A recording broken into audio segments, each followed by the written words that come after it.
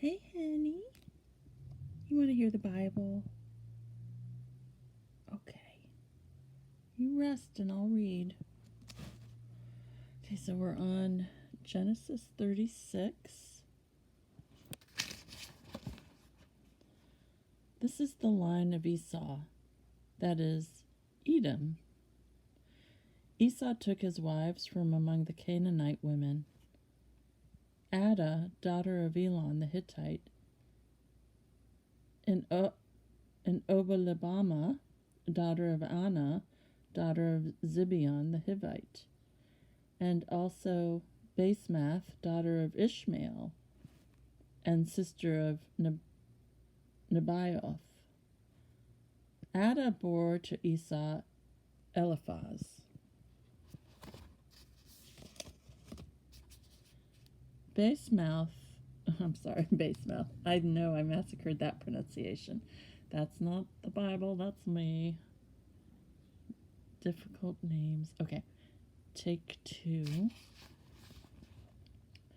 So Adah bore to Esau Eliphaz. Basemath bore Ruel and Oholibamah bore Jehush, Jalem, and Korah.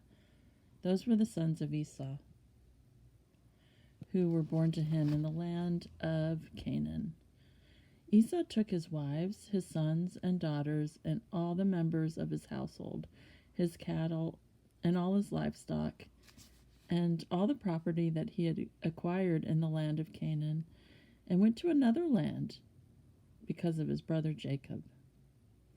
For their possessions were too many for them to dwell together, and the land where they sojourned could not support them because of their livestock.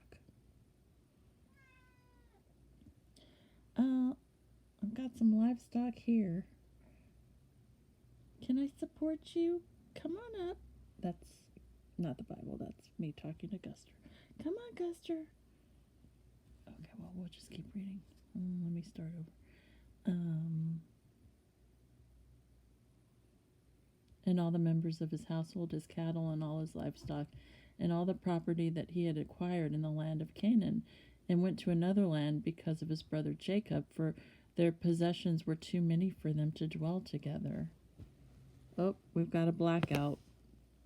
Guster, you're blacking out the screen. Can you settle in?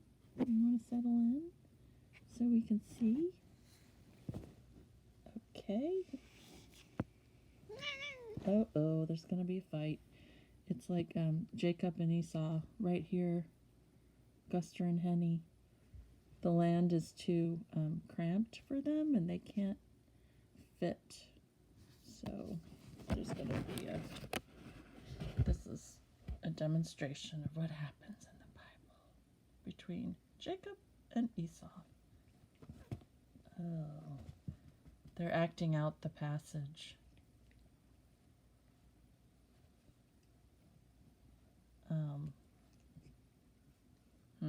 I guess they're picking up on the tension in the scriptures.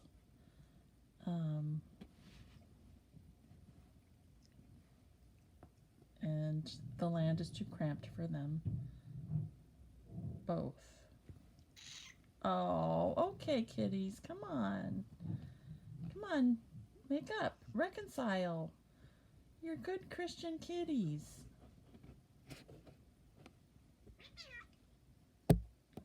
Judeo-Christian brothers. Okay, I think maybe there's some... Can you reconcile? Come on, kitties. Come on. Let's see, I'm not sure how to make the piece here. Love you. Love you, Guster. Love you, Henny. Love you. I know you love your brother. Come on. Let's read the Bible, okay?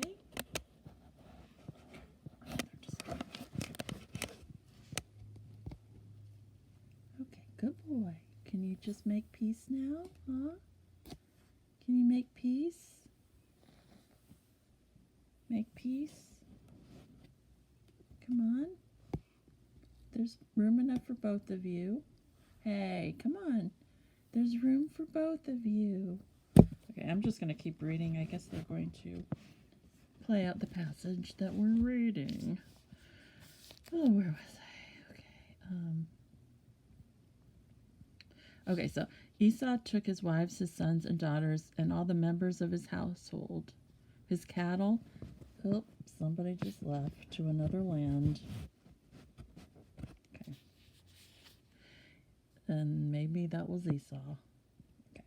Esau took his wives, his sons and daughters, and all the members of his household, his cattle and all his livestock, and all the property that he had acquired in the land of Canaan, and went to another land because of his brother Jacob.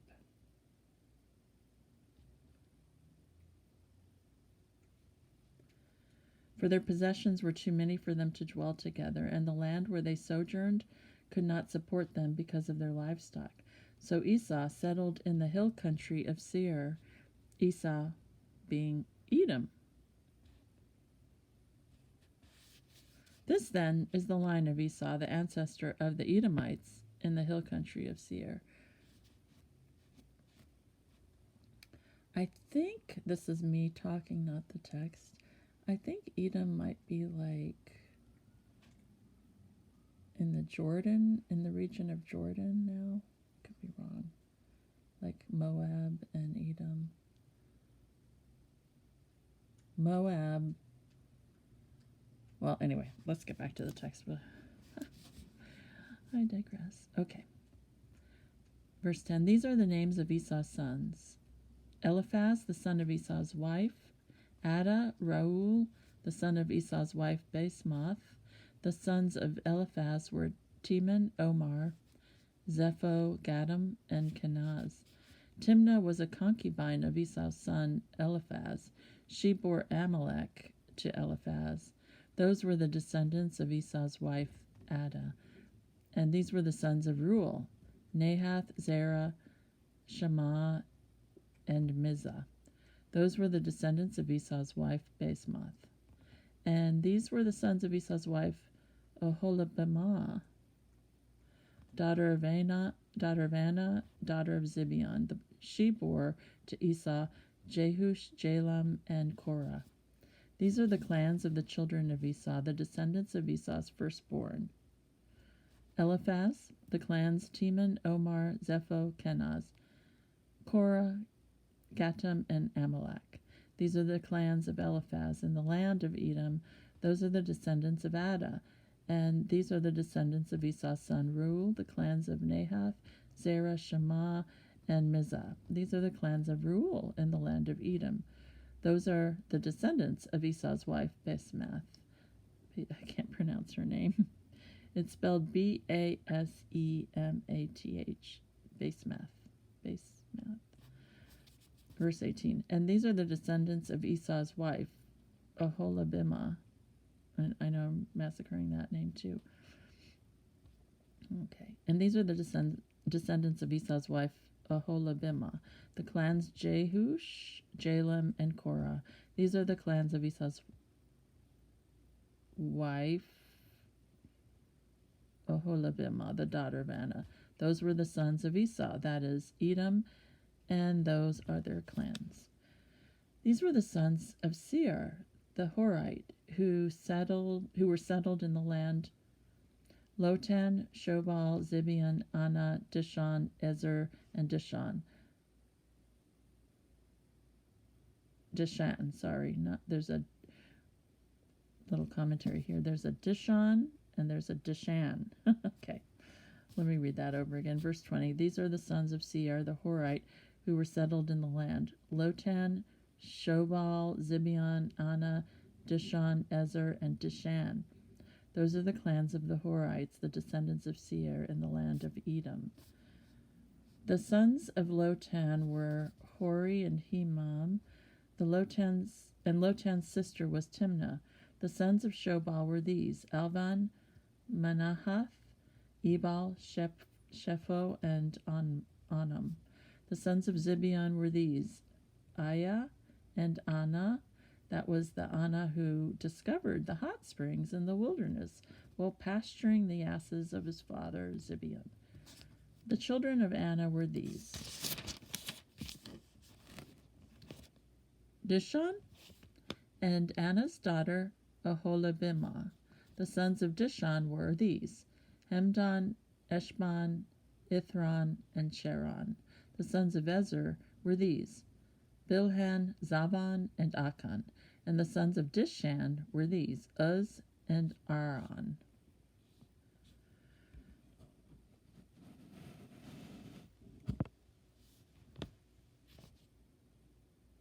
These are the clans of the Horites, the clans Lotan, Shobal, Zibeon, Anna, Dishon, Ezer, and Dishan.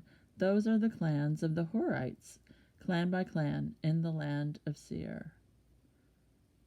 These are the kings who reigned in the land of Edom before any king reigned over the Israelites. Bela, son of Beor, reigned in Edom, and the name of his city was Dinhabah.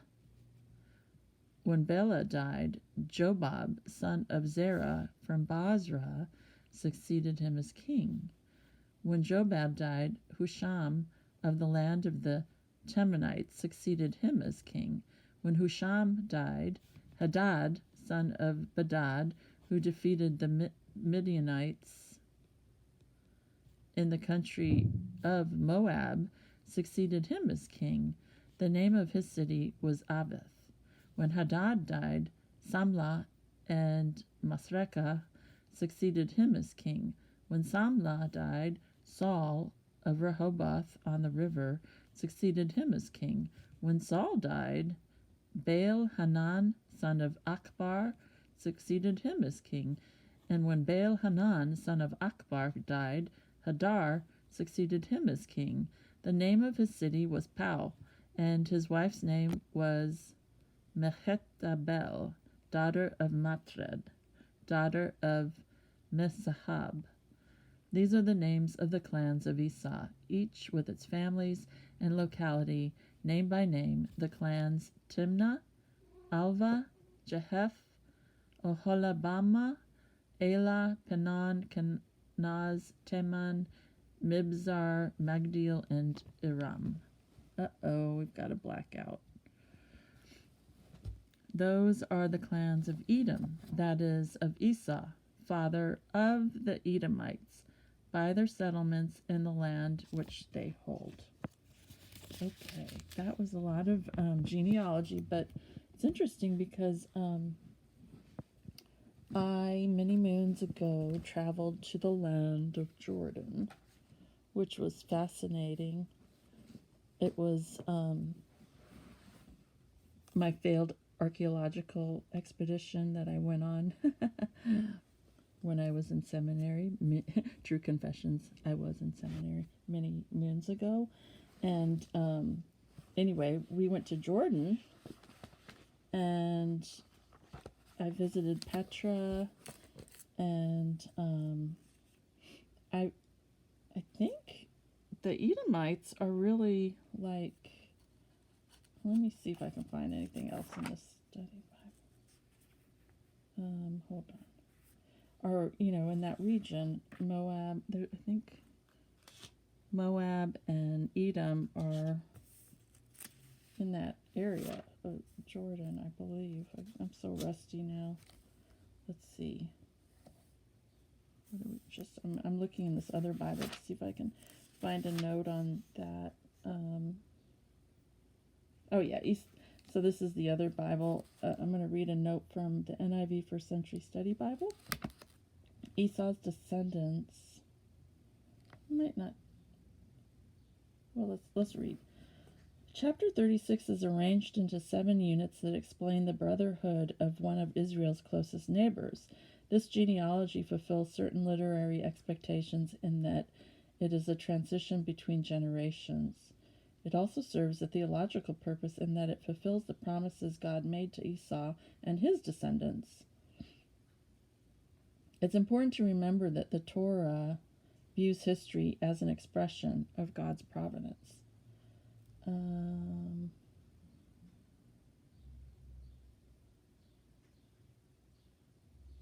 Okay, let's see. Something about the land.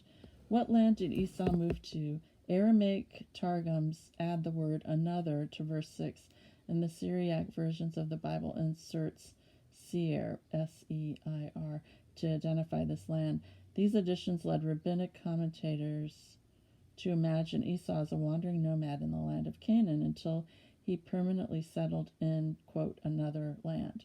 In either case, we learn in verse 8 that the place in Seir, southeast of the Dead Sea, in the modern country of Jordan, is Seir, southeast of the Dead Sea in the modern country of Jordan.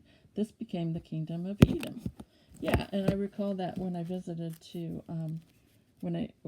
Jordan, I just remember, thinking or reading or finding out that it was really kind of the Edomite territory and also where the Moabites were. All right, that was a long dissertation on an interesting passage about genealogy. Let's move to the New Testament.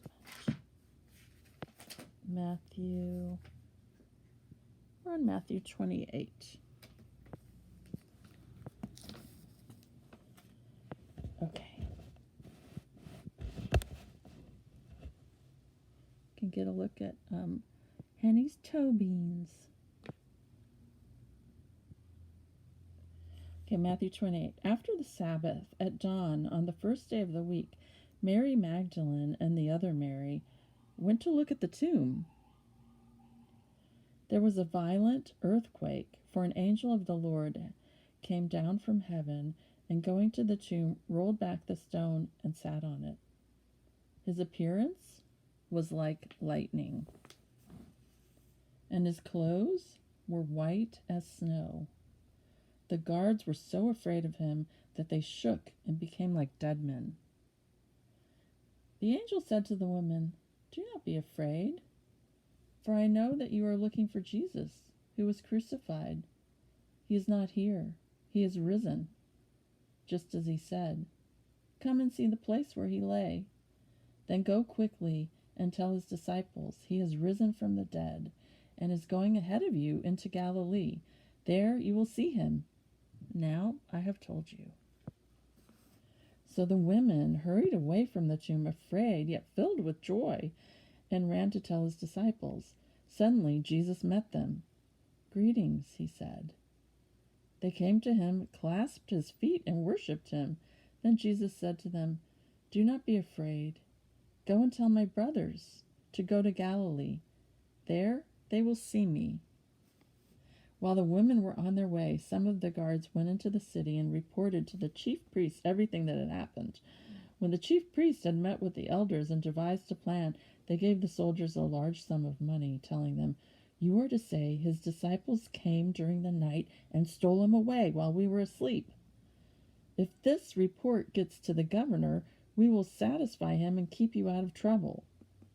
So the soldiers took the money and did as they were instructed, and this story has been widely circulated among the Jews to this very day. Then the 7-Eleven. Oh gosh. It's the 11 disciples, not the 7-Eleven disciples. Whoops. It's adding to the text. We would call that eisegesis, not exegesis. Exegesis is when you're taking from the text. It's a Greek word. Eisegesis is when you're adding to the text. So then not the 7-Eleven disciples, but let me start over. Okay, verse 16. Then the 11 disciples went to Galilee, to the mountain where Jesus had told them to go. When they saw him, they worshipped him, but some doubted. Then Jesus came to them and said, "All authority in heaven and on earth has been given to me. Therefore go and make disciples of all nations, baptizing them in the name of the Father and of the Son and of the Holy Spirit, and teaching them to obey everything I've commanded you. And surely I am with you always to the very end of the age."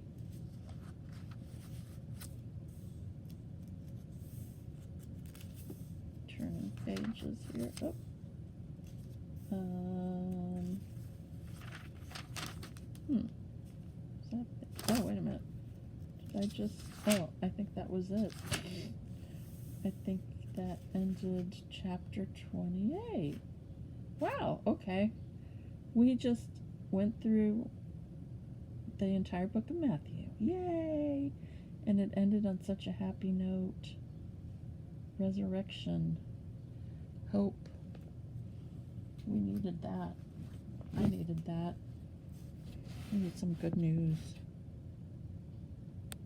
Okay. Well, God bless. Think about the good news. Eternal life, resurrection. He's not dead. He's risen. He's alive. All right. Bye.